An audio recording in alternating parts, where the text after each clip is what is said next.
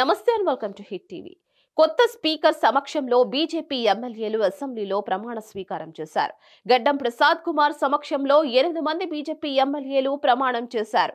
పొట్రేం speaker Akbaruddin Owaisi ఎంపికను వ్యతిరేకించిన BJP అతని సమక్షంలో తమ ఎమ్మెల్యేలు ప్రమాణం చేయరని తేల్చి చెప్పింది.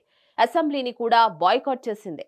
ఈ క్రమంలో తెలంగాణ అసెంబ్లీ స్పీకర్ గా గడ్డం ప్రసాద్ కుమార్ ఏకగ్రీవంగా ఎన్నికయ్యారు. కాగా కొత్త స్పీకర్ సమక్షంలో బాయ్కాట్ చేసిన 8 బీజేపీ ఎమ్మెల్యేలు ప్రమాణ స్వీకారం చేశారు.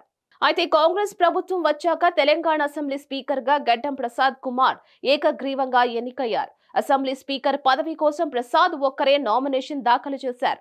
పోటీగా ఎవరు నామినేషన్ వేయలేదు. దీంతో ఆయన ఏకగ్రీవంగా ఎన్నికయ్యారు.